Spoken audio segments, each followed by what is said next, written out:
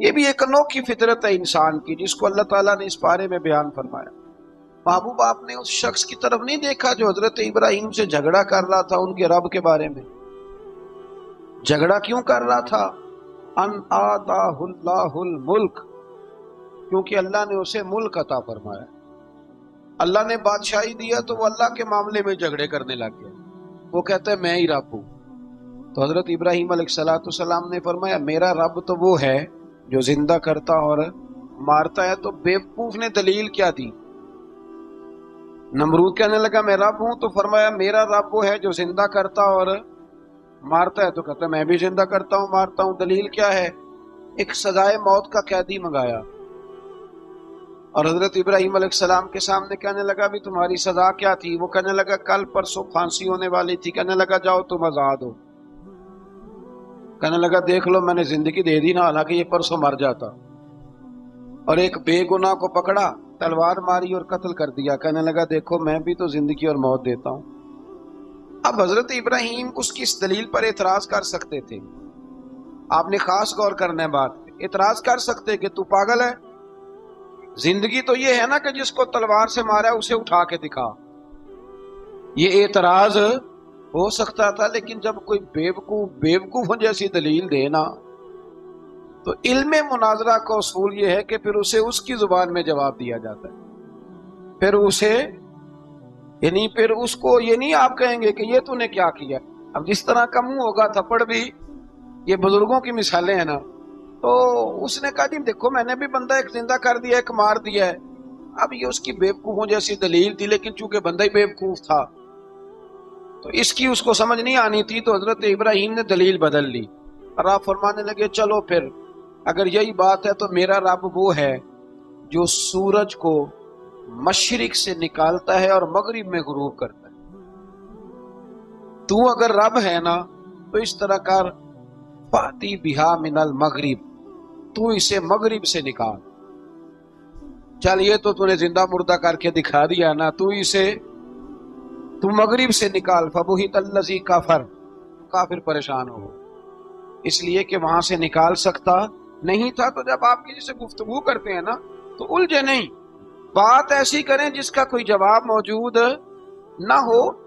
یہاں مفسرین نے ایک بڑی شاندار بات لکھی ہے۔ مفسرین کہتے ہیں کہ اگر وہ یہ کہہ دیتا نا یہاں پہ، کیونکہ بیوقوف تھا نا کہہ نہیں سکا، اگر کہہ دیتا نا کہ مشرق سے تو میں نکالتا ہوں، تو آپ اپنے رب سے کہیں وہ مغرب سے نکالے۔ تو مفسرین کہتے ہیں اگر حضرت ابراہیم فرما دیتے نا تو رب کریم نے سورج مغرب سے بھی نکال دینا، لیکن فبہت الذی کفر، وہ یہیں پہ نہ رہ گیا۔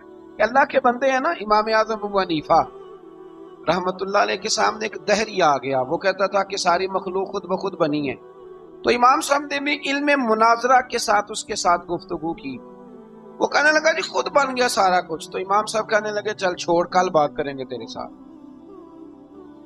وہ کل دوبارہ آیا تو امام اعظم دریا کے کنارے کھڑے تھے۔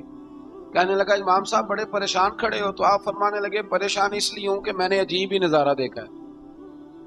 ابھی ابھی ایک درخت خود بخود کٹا ہے اور خود بخود اس کے تختے بن گئے، خود بخود رندا چلا ہے، خود بخود کشتی بن گئی ہے، خود بخود دریا میں اتری ہے، اور خود بخود کچھ بندوں کو ادھر لے کے آنے لگ گئی ہے، کچھ کو یہاں سے ادھر لے کے جانے لگ گئی ہے، سارا کچھ خود۔ وہ کہنے لگا حضور سیانے بیانے بندے ہیں، کبھی کشتی بھی خود بخود بنی ہے، کبھی بندے خود بخود ادھر سے ادھر بھی گئے ہیں۔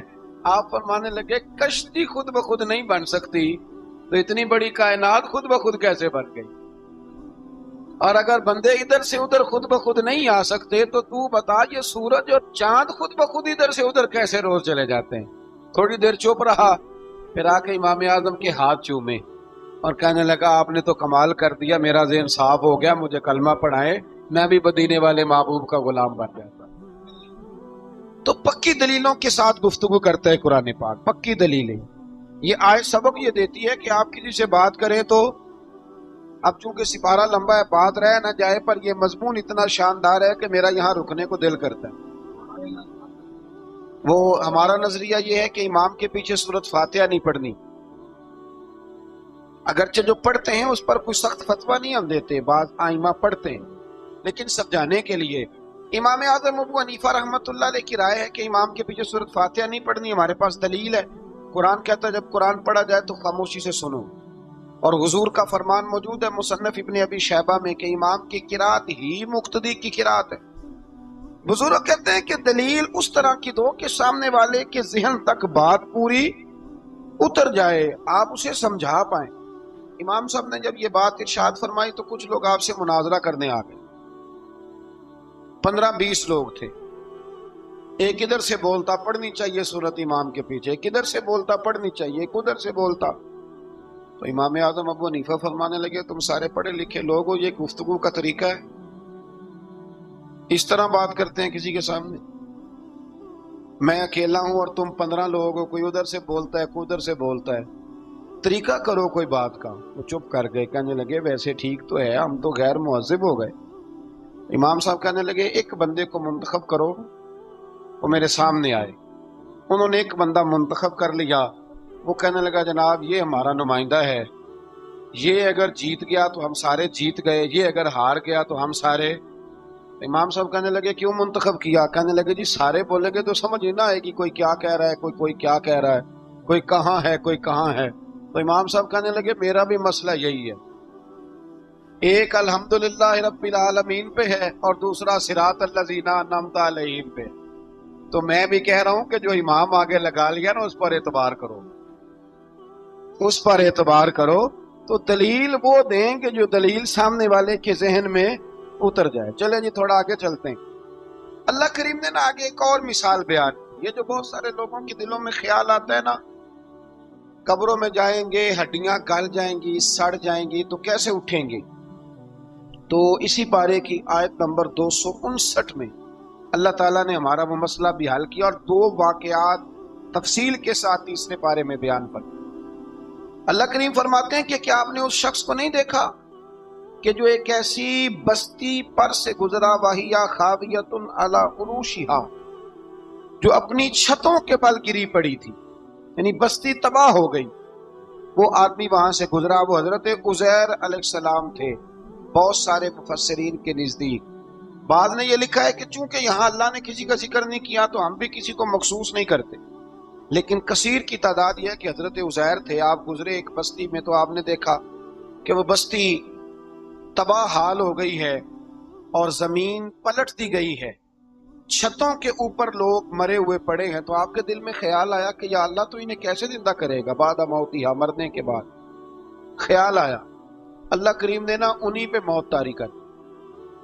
حضرت عزیر علیہ السلام ان کے پاس تھوڑا سا کھانا تھا، ایک گدھا تھا، درخت کے نیچے لیٹ گئے گدھے کو باندھ کے.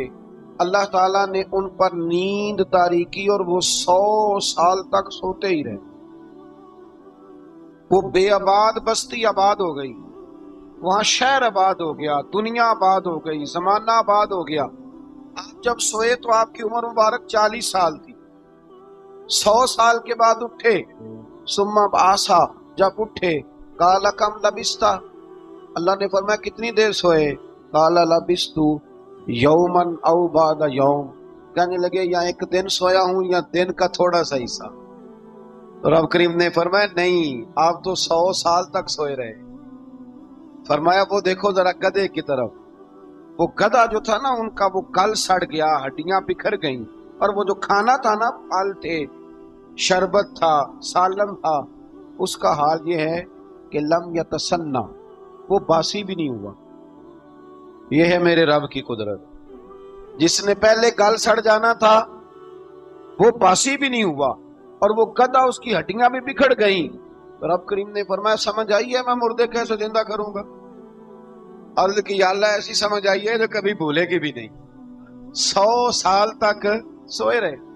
یہ بڑا لطیف واقعہ ہے. حضرت عزیر علیہ السلام اٹھ کے نا تو اپنے گھر گئے تو کوئی پہچانتا ہی نہیں تھا.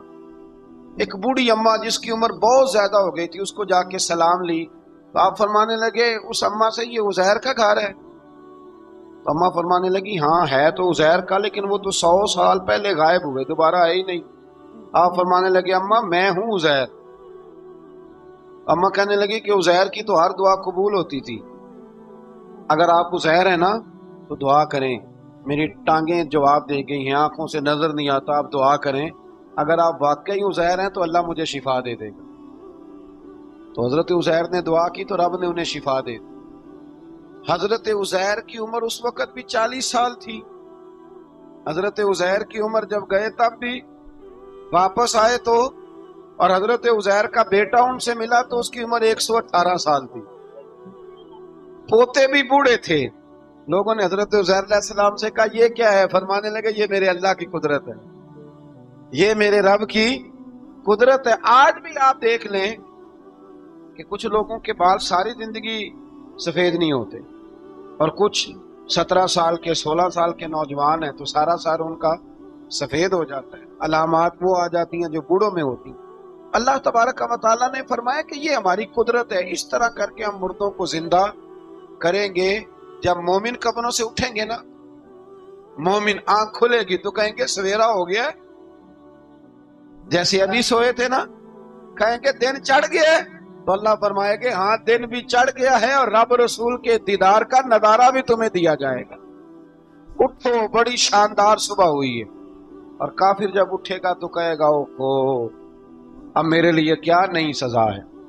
تو اس سے بالکل آگے متصل حضرت ابراہیم علیہ السلام کا وہ واقعہ اسی پارے میں ذکر کیا گیا ہے۔ جب حضرت ابراہیم علیہ السلام نے کہا تھا کہ اے اللہ مجھے دکھا تو مردے کیسے زندہ کرے گا، تو رب کریم نے فرمایا یقین نہیں، عرض کی یا اللہ اطمینان قلبی کے لیے۔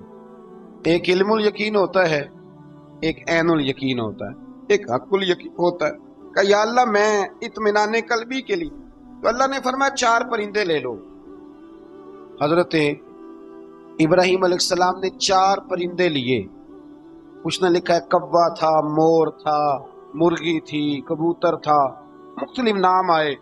وہ 4 پرندے لیے، پھر ان کو ذبح کیا، پھر ان کا قیمہ بنایا، پھر گوشت ایک دوسرے میں مکس کیا، پھر 4 مختلف پہاڑیوں پہ رکھا۔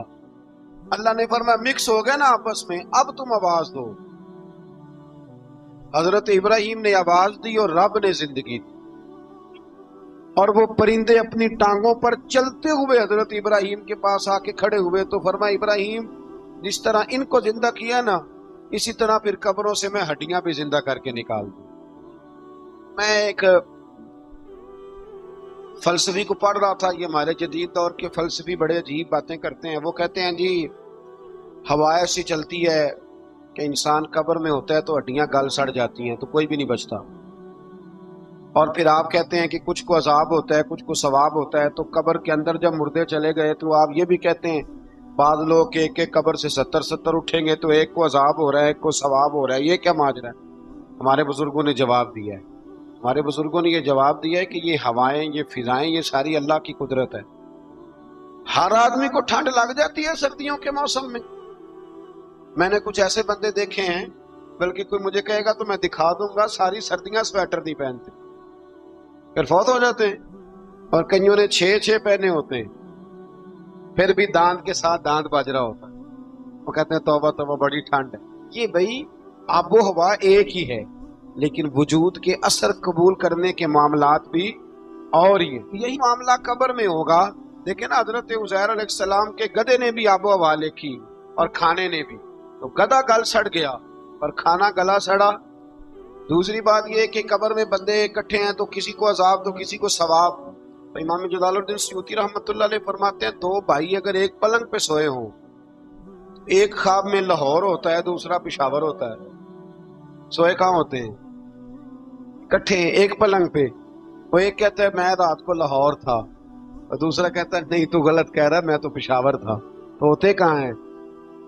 اگر ایک جگہ پہ آپ موجود ہیں اور اللہ تبارک و تعالیٰ نے آپ کو روحانی طور پر کہیں کا کہیں پہنچا دیا، اسی طرح قبروں میں بھی اگر کسی کو عذاب ہوگا تو ہو ہی جائے گا، اللہ معاف کرے، اور اگر کسی پہ رحمت ہوگی تو وہ بھی انشاءاللہ ہو ہی جائے گی۔ تھوڑا سا آگے بڑھتے ہیں۔ پھر اللہ تبارک و تعالیٰ نے نا اپنی راہ میں خرچ کرنے کی بات ارشاد فرمائی۔ فرمایا اگر تم میری راہ میں خرچ کرو گے تو میں تمہیں 700 گنا کر کے واپس کروں۔ اللہ کی راہ میں خرچ کریں گے تو کتنا ملے گا؟ یہاں بھی معاملہ یقین کرنے کا ہے۔ قوم کو یقین آ جانا کہ ڈبل ہو جائیں گے تو ساری قوم لٹ جاتی ہے، اگر اتنا یقین ہو جائے نا ڈبل ہو جائیں گے تو لٹ جاتی ہے، اگر یہ بھی یقین ہو جائے نا کہ 700 گنا ہو جائیں گے تو پھر بھی میرا خیال یہ ہے کہ قوم لٹنے کو تیار ہو سکتی ہے، لیکن وہاں لٹ کے برباد ہوتے ہیں۔ رب رسول کے رستے میں لٹیں گے تو آنے والی نسلوں کو بھی اللہ آباد فرما دے گا، اللہ آباد کر دے گا آنے والی نسل۔ تو میرے دوستو تھوڑا سا آگے جب ہم اس پارے میں چلتے ہیں تو اللہ تبارک و تعالیٰ نے 2 باتیں ارشاد فرمائی۔ ایک تو ارشاد فرمایا کہ شیطان تمہیں نا 2 چیزوں کے بارے میں اکثر ورگلاتا ہے، ایک تمہیں کہتا ہے کہ کنجوسی کرو، فقر تنگ دستی ہو جائے گی اگر خرچ کرو گے، اور دوسرا تمہیں کہتا ہے بے حیائی کرو۔ اللہ نے فرمایا یہ 2 کام تم نے کرنے نہیں، نہ تم نے بخل کرنا ہے اور نہ تم نے بے حیائی کرنی ہے۔ اور پھر آگے جا کے ارشاد فرمایا کہ دانائی بڑی حکمت ہے، عقل مندی بڑی حکمت ہے، زندگی دانائی سے گزارو۔ یؤتی الحکمت من یشاء، اللہ جسے چاہتا ہے حکمت عطا کرتا ہے۔ ومن یؤت الحکمت فقد اوتی خیرا کثیرا، اور جسے اللہ نے دانائی دی نا، عقل، اللہ فرماتا ہے اسے ہم نے خیر کثیر عطا کی۔ کام سارے ہی ہو جاتے ہیں پر جو عقل کے ذریعے کیا جائے نا، شیخ سعدی نے کہا تھا اگر تیرے پاس 1 من علم ہے نا تو 10 من عقل کی بھی ضرورت ہے، پھر وہ علم آگے پہنچتا ہے۔ 10 من، 1 من شعور کے ساتھ، دانائی کے ساتھ۔ میرے نبی کریم علیہ السلام نے نا بڑی دانائی کے ساتھ دین پھیلایا ہے، بڑی حکمت کے ساتھ، بڑی خوبصورتی کے ساتھ حضور نے۔ ایک شخص نے آ کے کہا یا رسول اللہ صلی اللہ تعالی علیہ وسلم میں 5 نمازیں نہیں پڑھ سکتا، 2 پڑھوں گا۔ تو صحابہ کہتے ہیں ہمارے دل میں خیال آیا کیسے اجازت ملے گی، نماز تو فرض عین ہے، ہر نماز کی ہر رکعت کا ہر سجدہ فرض ہے، اور یہ پوری 3 نمازوں کی چھٹی مانگ رہا ہے۔ لیکن حضور نے حکمت سے دین پھیلایا، دانائی سے۔ مسند امام احمد بن حنبل میں موجود ہے، حضور نے فرمایا اگر 2 نمازیں پڑھو گے، 3 نہ پڑھو گے تو کلمہ تو پڑھ لو گے نا دل سے۔ حضور پڑھ لوں گا، فرمایا چل تو 2 ہی پڑھ لینا، کلمہ پڑھ سے۔ حضرت ابو ہریرہ کہتے ہیں اس نے 3 نمازوں کی چھٹی کی شرط پر کلمہ پڑھا، ابھی پورا ہفتہ نہیں ہوا تھا کہ اس نے 5 نمازیں کیا تہجد بھی شروع کر۔ اس شخص نے پھر اشراق اور چاشت بھی پڑھی، وہ ساری رات مصلی پہ بھی بیٹھا۔ لہذا دانائی کے ساتھ گھر بھی آپ کا حکمت سے چلے گا، دانائی سے چلے گا، دکان بھی آپ کی حکمت اور دانائی سے چلے گی۔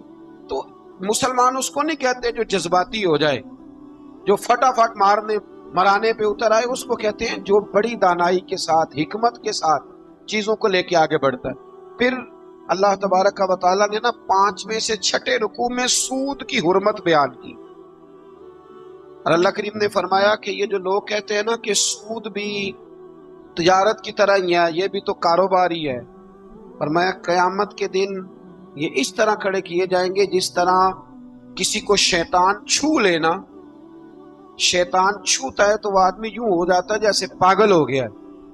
ان لوگوں کو جو سود اور کاروبار کو ایک کہتے ہیں، انہیں بھی قیامت میں پاگلوں کی طرح کھڑا کیا۔